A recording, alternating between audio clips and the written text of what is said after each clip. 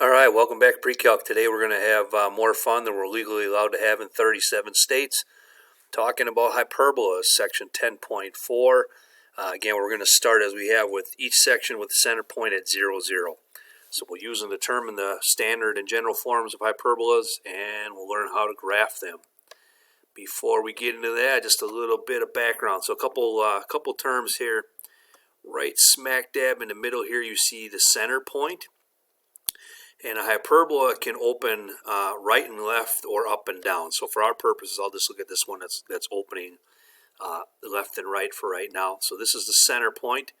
These 2 points in green right here, that's our vertices. That's where the hyperbola is going to open left and right or up and down from.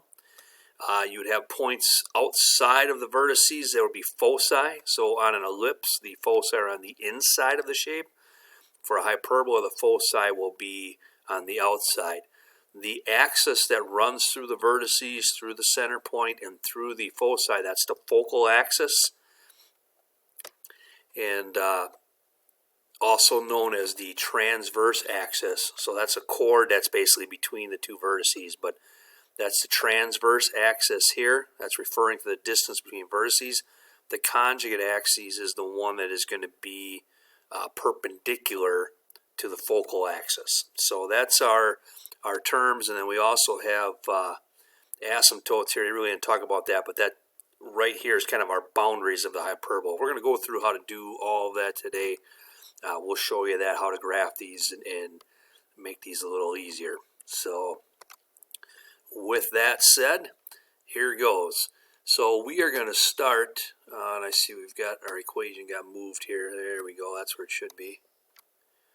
So we'll start if x squared is first. If x squared is first, your hyperbola is going to open left and right. If y squared is first, it will open up and down. Our focal axis for x squared is the x-axis. If y squared is first, then it's the y-axis. So you can see it kind of splits it in half here. And again, for today, center at 0, 0. Our foci for x squared will be plus or minus c and 0. The vertices will be a0, negative a0.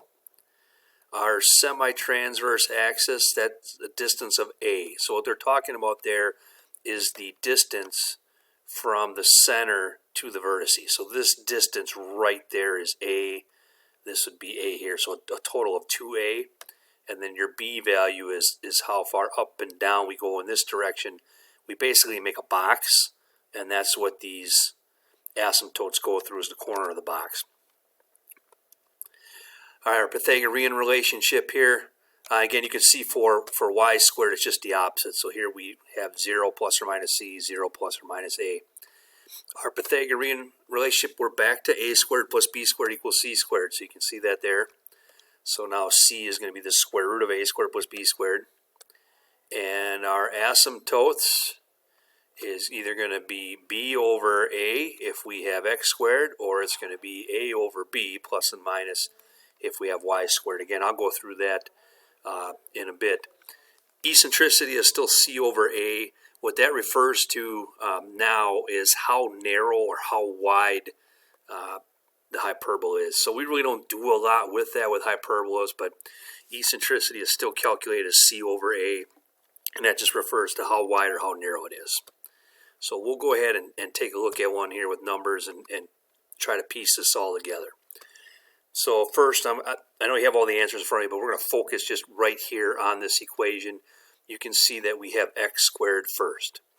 The other thing you'll see with a hyperbola, the main difference between this and an ellipse is this minus here. So an ellipse is plus equal to 1. For hyperbola, it's minus equal to 1. This is the only one that has a minus sign there. So that also helps you, look at the equation and nail the hyperbola right away. Since x squared is first, it's going to open left and right. Typically with a parabola or with an ellipse, a is the bigger value. For hyperbolas, that does not have to be the case. So a can be smaller than b with hyperbolas. Center point's at 0, 0. So you can see our center points right there. This is a squared, so a is 3. B is 4. So our vertices are 3 units away from our center point. So you can see we have a vertice at 3, 0 and a vertice at negative 3, 0. This B value here is 4, and that is on the other axis. So notice from the center point I went up 4, down 4. And then what I did is I made this little box connecting our vertices and then this B value here. So you see I got this rectangle. Your asymptotes will go corner to corner through that box. And so now we have our slope basically is B over A and negative B over A for our asymptotes. We'll get to that in a second. Our C value, A squared plus B squared, so square root of 25 is 5. So you see our foci, 5 units to the right, 5 units to the left. Let me just pull that down for a little bit here. So again, there's our foci, 5, 0, negative 5, 0. And you can see here our asymptotes, we went, B was 4, A was 3, so 4/3 x and negative 4/3 x. When you graph these, the only points you need are the center point, the vertices, and the foci. Your asymptotes will dictate how this curve flows. So as you draw the curve, you just draw it out and follow the asymptote in each direction. So again, if x squared's first, it's going to go left and right. If y squared's first, up and down. So in this case, we have A left and right and B up and down. If y squared was first, then that'll flip-flop. We'll see that on the next slide. Alright, so we want to find an equation of a hyperbola with foci at 0, negative 5 and 0, positive 5. I'm going to stop right there for a second. By telling us this, we're 5 units away from the origin, so we know that C is 5. And if we plot that, 0, 5, 0, negative 5, like a parabola, hyperbola is open towards the foci, so we know this is going to open up or down. That tells me that we've got y squared first. The other thing that they told us here was the conjugate axis, or semi-conjugate axis, is 6. So 2b is 6, we know b is 3. So I know c is 5, b is 3. Now I can solve for a. So if I do that work solving for a, I know that a is 4.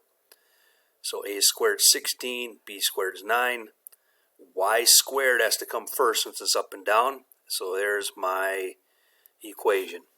Now again, as far as graphing this, I know A is 4, so from the center, I'm going to go up 4, down 4. That's my 2 vertices here at 0, 4, 0, negative 4. B was 3, so 3 units to the right, 3 units to the left, and I can make that box again between those 4 points. So my slope here was 4/3 x and negative 4/3 x for my asymptotes.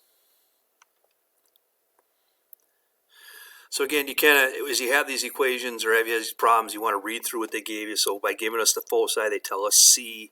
If we graph those, we notice they open up or down. And then by telling us this conjugate axis here, then we know that we have B.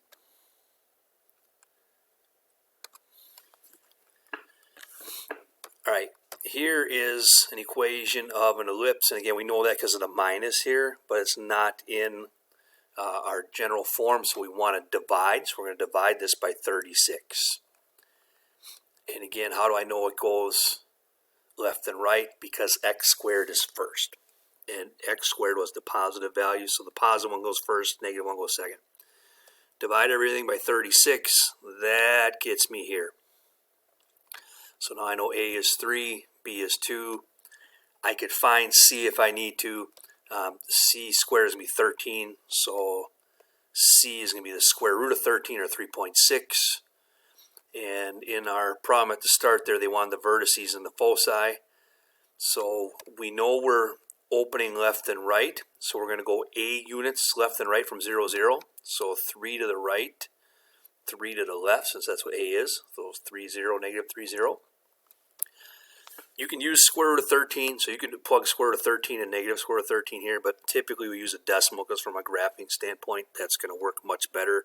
If you tell somebody plot 3.6, they can do that. You tell them square root of 13, they might look at you a little funny. So our foci, 3.60, negative 3.60.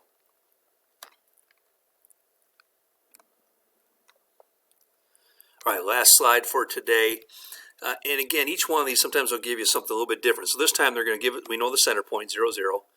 They told me the A value, and they also gave me the eccentricity. Now the only thing we're going to do with this is use this to find the value of C. This last piece here too is key, vertical focal axis. So that means the focal axis is going this way, so this is going to open up or down. That tells me y squared is first. So our equation is going to be in this form. We already know A. We know A is 4, so 4 squared 16. We got to find B. We know eccentricity is C over A. They told us that that was 3 over 2.